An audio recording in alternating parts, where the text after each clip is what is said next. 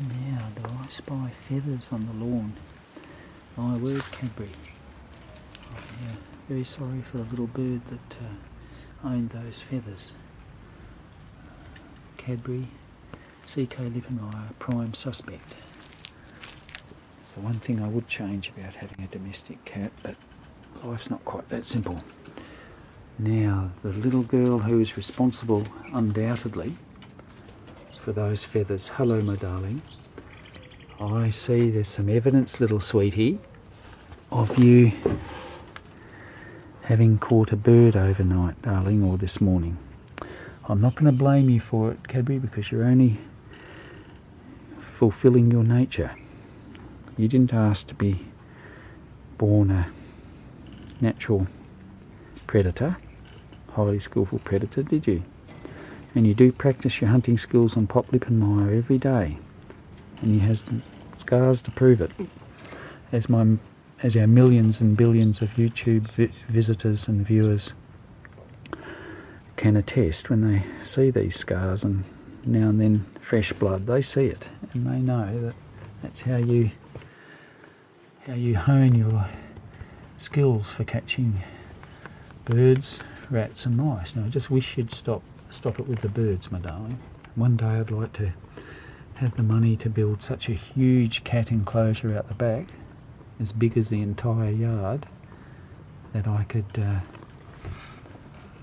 keep birds out somehow and give you an enormous yard to run around in, so it'd be total freedom. You wouldn't have access to the road out the front, and you'd be perfectly safe from cars and all that.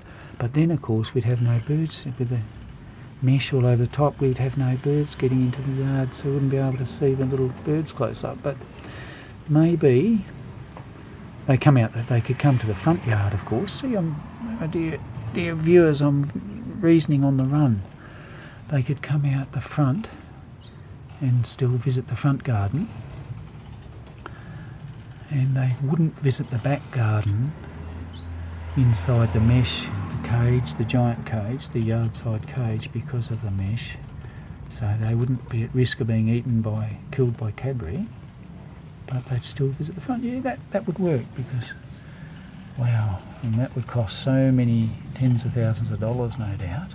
But there's a goal, there's a nice goal, a noble goal, to protect the wildlife and to keep Cadbury safe and have her in such a huge enclosure she would not know that she didn't have freedom. Because we're on an 800 square metre block, and the back would be at least 400 square metres of garden at the back, I would think. Yes, it would be. So she would have a 400 square metre playground, Cadbury. How lovely would that be? And the inside of the house, of course. You spoiled little queen. Princess, I should say. You're a princess, you're not a queen. You'll be a queen one day, but yeah. So, darling, you're going to come in and have something to eat? You're going to come in and have something to eat, a little sweet, eh? You were in a bit of a mood earlier. The last video I took a couple of hours back or less, you were very hyped up and meowing in an aggressive kind of way, and I could tell you wanted to lay the claws and teeth into me, so I kept a distance a bit. Yeah, I could tell. And Cadbury, this is my first YouTube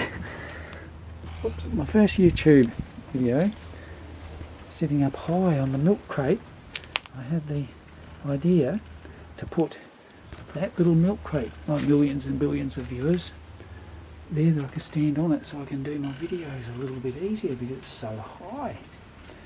So that really felt good. So, my sweet, you know what you want, don't you? Now, who, Cadbury, who do these feathers belong to, my little sweet? Who do these feathers belong to? That poor little bird. Poor little thing. Bless its fat little heart. So, Cabs, you want to come in? Come in, darling. I'll make room. Got the scraps here for the compost and this bucket of water for the bamboo. Get on, darling. That's a girl.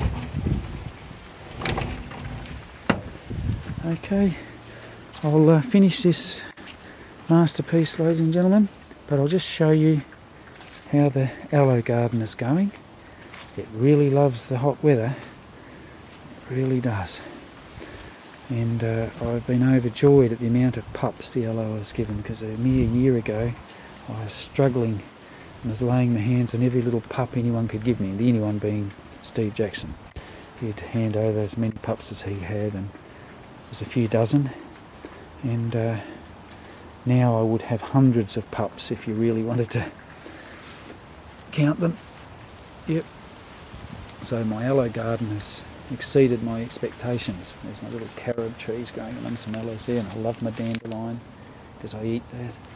And I also use this radium weed, or peplus, whatever it is, petty spurge, and of course I love my purslane, the high omega-3 source.